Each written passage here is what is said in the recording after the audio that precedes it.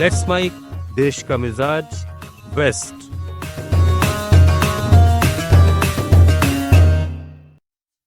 यह है let's mike modern radio. आप सुन रहे हैं पश्चिम भारत की खबरें। महाराष्ट्र में यूसीसी लागू करने की दिशा में सरकार ने बड़ा कदम उठाया है। मुख्यमंत्री देवेंद्र फडणवीस ने विधानसभा में इसकी आधिकारिक घोषणा की। मुख्यमंत्री देवेंद्र फडणवीस ने विधानसभा में घोषणा की कि यूसीसी के नियमों का मसौदा तैयार करने के लिए पूर्व सुप्रीम कोर्ट के न्यायाधीश रंजना देसाई की अध्यक्षता में एक उच्च स्तरीय समिति गठित की गई है।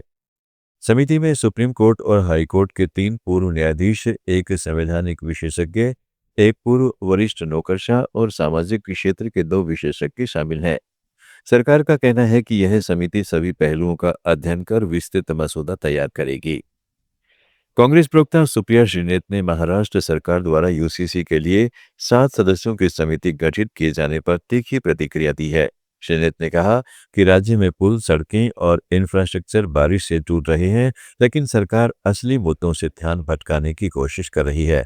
उन्होंने मुख्यमंत्री देवेंद्र फडणवीस से विधानसभा में इस्तेमाल की गई भाषा पर माफी मांगने की भी मांग की। श्रीनेत ने आरोप लगाया है कि सरकार को भ्रष्टाचार और खराब इंफ्रास्ट्रक्चर पर जवाब देना चाहिए।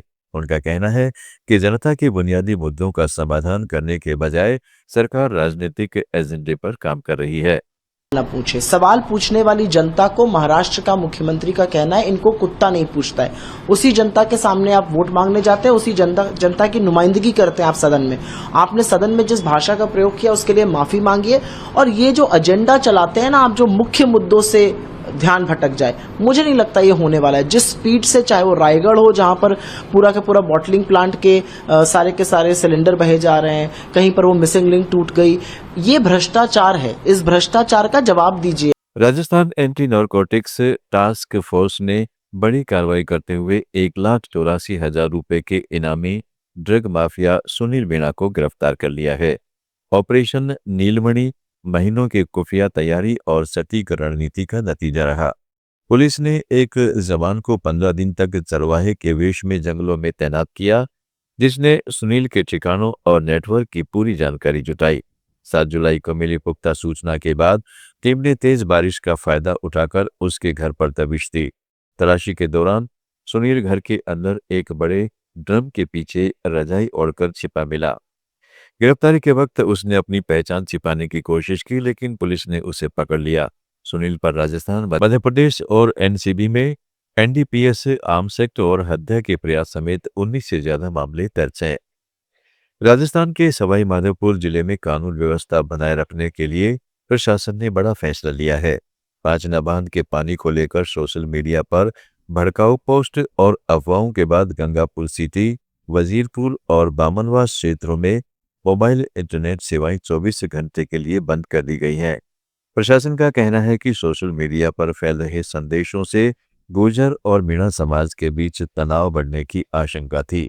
इसी को देखते हुए 2G, 3G, 4G और 5G मोबाइल डेटा सेवाओं पर रोक लगाई गई है।